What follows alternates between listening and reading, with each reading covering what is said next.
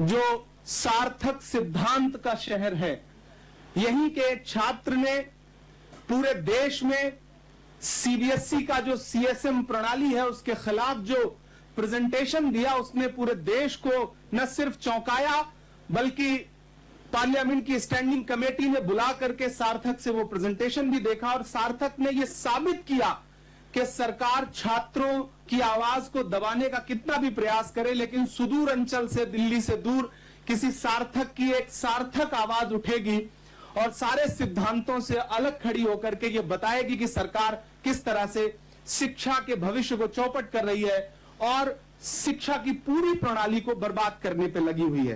Paper leak एक बहुत बड़ा मुद्दा है देश के युवाओं के लिए, छात्रों के लिए। 23 लाख छात्र नीट की परीक्षा की तैयारी करने वाले जिस तरह से पेपर लीक से परेशान हुए, वो महज एक घटना नहीं है, वो ये दर्शाती है कि सरकार का कोई ध्यान ही नहीं है, कोई जवाबदेही नहीं है। शिक्षा के बर्बाद होते और पेपर लीक होते, इस पूरे जो पूरा मंजर है, जो पूरा प्रकरण है, इससे सरकार को कोई फर्क ही नहीं पड़ रहा है। देश के शिक्षा मंत्री के कान पर जूं तक नहीं रेंग रही है। प्रधानमंत्री जी ने पिछले 8 वर्षों में 9 बार परीक्षा पर चर्चा जैसा कार्यक्रम किया, छात्रों से संवाद किया और इवेंट बना करके परीक्षा पे चर्चा करते हैं वो। लेकिन जब 23 लाख छात्र प्रभावित हुए तो प्रधानमंत्री जी ने फिर छात्रों से चर्चा करने की कोई जहमत नहीं उठाई, एक शब्द बोलना गवारा नहीं किया, एक सॉरी तक बोलने की कोशिश नहीं की। और ऊपर से तमाशा यह खड़ा किया गया कि हम वायुसेना के विमान से पेपर भेज रहे हैं, हम एयरपोर्ट पर 45 मिनट बैठे हैं ताकि छात्रों को आने जाने में दिक्कत ना हो। यह जो इवेंट खड़ा किया जाता है वो दर्शाता है कि सरकार का ध्यान इवेंट बनाने पर है, ना कि परीक्षा के पेपर लीक को रोकने पर है। सवाल ये नहीं शीशा बचा के टूट गया, सवाल ये नहीं शीशा बचा के टूट गया, सवाल ये है कि पत्थर किधर से आया था। आज लोग इस पर चर्चा कर रहे हैं कि सरकार ने वायुसेना के विमान से पेपर जो है वो केंद्रों तक पहुंचाया। मैं तो सरकार से कहना चाहता हूं कि मैं अवध क्षेत्र से आता हूं और वहां एक कहावत है कि डायपर बदलने से दस्त नहीं रुकते हैं। सरकार को यह बात समझनी पड़ेगी कि थर्मामीटर बदलने से बुखार नहीं उतरता है, उसके लिए इलाज करना पड़ता है। ये जो पेपर लीक हो रहा है, ये करने वाले लोग आपकी प्रणाली के अंदर बैठे हुए हैं, सिस्टम के अंदर बैठे हुए हैं। सीबीआई जांच आप सही से करवाइए, उसके पूरे के पूरे तार कहीं ना कहीं प्रणाली के अंदर बैठे हुए लोगों से जुड़े हुए हैं। इसलिए कांग्रेस पार्टी, हमारी लीडरशिप, राहुल गांधी जी देश के अलग अलग शहरों में छात्रों से संवाद करने जा रहे हैं। कोटा में वो ऑलरेडी छात्रों से संवाद कर चुके हैं, उसके बाद उनका कार्यक्रम पटना का है, इलाहाबाद का है, बेंगलुरु का है, दिल्ली का है और फिर फाइनली 9 अगस्त को 9 अगस्त एक क्रांति का दिन है। 9 अगस्त को हम पूरे देश के छात्रों से, युवाओं से और पेपर भर्ती लीक, पेपर लीक, भर्ती परीक्षाओं के पेपर लीक और सारी प्रणाली की खामियों के खिलाफ छात्रों से आह्वान भी कर रहे हैं कि दिल्ली आइए, दिल्ली चलिए और दिल्ली में इकट्ठे होकर के सरकार को बताइए कि आपकी जो शिक्षा प्रणाली है वो सिर्फ चंद लोगों को फायदा पहुंचाने की प्रणाली है, उसमें देश के छात्रों का भविष्य सुरक्षित नहीं है। On 12th May, National Testing Agency cancelled NEET examination which was held on 3rd May. And it was known to everyone that there was a major paper leak and huge irregularities in the exam which was conducted. And on 15th May, CBI arrested one alleged kingpin who is linked to the NTA and who is also part of the examination process, who had access to the question papers. A chemistry professor was arrested. He had close links with the examination process and he had access to the question papers. So it means that a person who is associated with the examination process itself he himself was involved in this examination leak. So this is not just a leak, this is a systemic failure from the part of the National Testing Agency. We should know that In the last 3 years, from 2024, 2025 and 2026, 3 consecutive years, there was examination leak and NTA is not doing anything about it. We know NTA was formed in 2017, and if you check the history of NTA, from 2017 onwards, nearly 20 various leaks have happened from the side of NTA, the examinations that they have conducted. We see cases being registered, FIR being registered, but it is shocking to know that even after such 20 plus leaks in the examinations, until today, not a single person is convicted in this case.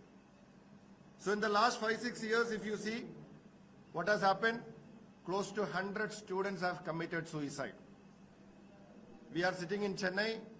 We know in Tamil Nadu itself this year, 3 students have lost their lives. In 2025 alone, 32 students committed suicide all across the country. And in 26, until today, there are 14 such suicides. Tamil Nadu, in the last 1 month, we have seen one Miss Gopika from Salem, who is the daughter of a daily wage worker. She committed suicide. R. Roshni from Dharmapuri also committed suicide. C. Vetri Anandan from Dharmapuri. So, 3 students had to commit suicide in this year itself from Tamil Nadu alone. മാറിയിട്ടുള്ള ലീക്കായിട്ടുള്ള പരീക്ഷകൾ എന്ന് പറഞ്ഞിട്ടുണ്ടെങ്കിൽ 2021 NEET ആ വർഷം തന്നെ ലീക്കായിരുന്നു. 2021 UGC net ആ വർഷം ലീക്കായിരുന്നു. 2021 CTET ആ വർഷം ലീക്കായിരുന്നു. 2024 നീറ്റ് ലീക്കായിരുന്നു. 2025 നീറ്റ് ലീക്കായിരുന്നു. 2026 നീറ്റ് ലീക്കായിരുന്നു. ഇങ്ങനെ കണ്ടിന്യൂസ് ആയിട്ട് എല്ലാ വർഷവും ഒരു പരീക്ഷ, അതായത് ഒരു എൻട്രൻസ് എക്സാം എന്ന് പറഞ്ഞിട്ടുണ്ടെങ്കിൽ നമ്മൾക്കെല്ലാം അറിയാവുന്നതാണ്. പലരും നമ്മളുടെ വീട്ടിൽ കുട്ടികൾ പഠിക്കുന്നതാണ്. ഈ പരീക്ഷ എങ്ങനെയെങ്കിലും ഒന്ന് എഴുതി പാസ്സായി കഴിഞ്ഞാൽ നമ്മളുടെ ജീവിതം സെറ്റാകും, അല്ലെങ്കിൽ ഭാവി സെറ്റാകും എന്നുള്ളൊരു പ്രതീക്ഷകളിലൂടെ മാതാപിതാക്കൾ അവരെ ഇല്ലാത്ത കാശുണ്ടാക്കി ആ കുട്ടികളെ പഠിപ്പിക്കാൻ വിട്ട് 10-12 മണിക്കൂർ ഓരോ ദിവസം പഠിച്ചെഴുതുന്ന പരീക്ഷകളാണ്. ഈ പരീക്ഷകൾ എല്ലാ വർഷവും കണ്ടിന്യൂസ് ആയിട്ട് 2021 ശ്രീ ധർമ്മേന്ദ്ര പ്രധാൻ വിദ്യാഭ്യാസ മന്ത്രിയായിട്ട് കേന്ദ്രത്തില് ചുമതല ഏറ്റെടുക്കുന്നത്. അത് കഴിഞ്ഞ് നടന്ന എല്ലാ വർഷവും ഈ ലീക്ക് ഉണ്ടാവുകയും, എന്നാൽ ഈ ലീക്കിൽ ഉണ്ടായിട്ടുള്ള ഈ 90-ലധികം ലീക്കുകൾ നടന്ന പരീക്ഷകൾ ഒരാളെ പോലും ഇതുവരെ കൺവിക്ട് ചെയ്യുകയോ ഒരാളെ ശിക്ഷിക്കപ്പെടുകയോ ഇതുവരെ ഉണ്ടായിട്ടില്ല. ഇത് ഒരു ആക്സിഡന്റൽ ഇഷ്യൂ ആയിട്ട് നമുക്ക് കാണാൻ സാധിക്കില്ല. ഇതൊരു സിസ്റ്റമാറ്റിക് ആയിട്ടുള്ള ഈ കുട്ടികൾ ഈ നമ്മളുടെ സിസ്റ്റത്തിലുള്ള ഒരു പ്രതീക്ഷ, അത് 2 കാര്യങ്ങളാണ് ഈ പരീക്ഷ എഴുതാൻ അവരെ പ്രേരിപ്പിക്കുന്നത്. ഒന്നെന്ന് പറഞ്ഞിട്ടുണ്ടെങ്കിൽ ഒരു പ്രതീക്ഷ, ഒരു നല്ല ഭാവിയുടെ പ്രതീക്ഷ. 2 എന്ന് പറഞ്ഞിട്ടുണ്ടെങ്കിൽ ഒരു വിശ്വാസം, അതായത് ഈ കാര്യങ്ങൾ ഫെയർ ആയിരിക്കും, നമ്മൾ പഠിച്ചാൽ ഒരു പരീക്ഷ ഫെയർ ആയിരിക്കും, ജസ്റ്റ് ആയിരിക്കും എന്നുള്ളൊരു വിശ്വാസം. ഈ പ്രതീക്ഷയും വിശ്വാസവും രണ്ടും തന്നെ തകർക്കപ്പെടുന്ന ഒരു രീതിയിലുള്ള വിദ്യാഭ്യാസ സമ്പ്രദായത്തിലാണ് നമ്മളിപ്പോൾ പോയിക്കൊണ്ടിരിക്കുന്നത്. എന്നാൽ ഈ വർഷങ്ങൾ കഴിയുന്തോറും, ഓരോ വർഷം കഴിയുന്തോറും നീറ്റ് ലീക്കാവുന്നു, കുട്ടികൾ ആത്മഹത്യ ചെയ്യുന്നു. ഇതൊന്നും യാതൊരു കൂസലുമില്ലാതെ ബിസിനസ് ആസ് യൂഷ്വൽ, ഇതൊക്കെ വളരെ നോർമലാണ് എന്ന രീതിയിൽ മുന്നോട്ട് പോകുന്ന ഒരു വിദ്യാഭ്യാസ മന്ത്രിയാണ് നമുക്കുള്ളത്, ശ്രീ ധർമ്മേന്ദ്ര പ്രധാൻ എന്ന് പറയുന്നത്. അതായത് ഇദ്ദേഹം പറയുന്നത് എന്റെ ചുമതലയാണ് ഇതൊന്ന് ചെയ്യുന്നു. ഈ ഇടയ്ക്ക് അഡ്മിറ്റ് വരെ ചെയ്തു. അതായത് യെസ്, ഇതെന്റെ റെസ്പോൺസിബിലിറ്റിയാണ്, പക്ഷേ എന്റെ റെസ്പോൺസിബിലിറ്റി ആയിക്കോട്ടെ, പക്ഷെ ഞാൻ ഏതായാലും ഈ ഇതിൽ നിന്ന് മാറി നിൽക്കാൻ താല്പര്യമില്ല എന്നുള്ള ഒരു പ്രസ്താവന എടുത്തുണ്ടായി. 20 കുട്ടികളുടെ ചോര പരണ്ട കൈകൊണ്ട് അടുത്ത പരീക്ഷ വീണ്ടും ആ ഫയലിൽ ഒപ്പിടാൻ നമുക്കൊരു വിദ്യാഭ്യാസ മന്ത്രിയുടെ ആവശ്യമുണ്ടോ? അതായത് ഇത്രയും വർഷങ്ങളായിട്ട് ഒരു പ്രാവശ്യം തന്നെ പരീക്ഷ ലീക്കായാൽ തന്നെ ആ മന്ത്രി ആ സമയത്ത് രാജിവെക്കേണ്ടതാണ്. ഇത് വർഷങ്ങളോളമായി എല്ലാ വർഷവും എല്ലാ പരീക്ഷയും ലീക്കായിട്ട് കൂടെ വീണ്ടും ആ ഒരു മന്ത്രിയെ തന്നെ കണ്ടിന്യൂ ചെയ്യുന്ന എന്ത് വീക്ക്നെസ് ആണ് ശ്രീ നരേന്ദ്രമോദിക്കുള്ളത്? അത് പ്രധാനാണോ പ്രധാനം, അതോ കുട്ടികളുടെ ഭാവിയാണോ പ്രധാനം എന്നുള്ളൊരു തീരുമാനം എന്തായാലും നരേന്ദ്രമോദിക്ക് എടുക്കേണ്ടതുണ്ട്. और इसके ऊपर अगले 40 दिन में पूरे शहर में आंदोलन किया जाएगा.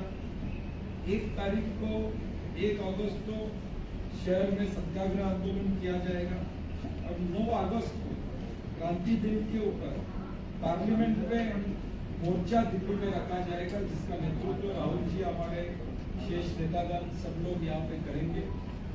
हमारी मांग क्या है कांग्रेस की? मांग यही है कि धर्मेंद्र प्रधान जी इस्तीफा दें, वो जिम्मेदारी ले इस चीज की। जो चीज हुई है, जो सामने आई है, उसकी वो जिम्मेदारी आज कोई नहीं ले रहा। सब गोल पोस्ट बदल रहे हैं, इसमें बॉल इधर का उधर भेज रहे हैं, लेकिन असली जो जिम्मेदार लोग हैं वो आगे नहीं आ रहे हैं। किसी के ऊपर एक्शन नहीं हो रही है। छोटे मछलियों को पकड़ा जा रहा है, बड़े लोगों को छोड़ा जा रहा है। और ये सब जो नेक्सस है, ये लोगों के सामने लाने की कोशिश हमारे नेता राहुल जी ने, कांग्रेस पार्टी ने की है।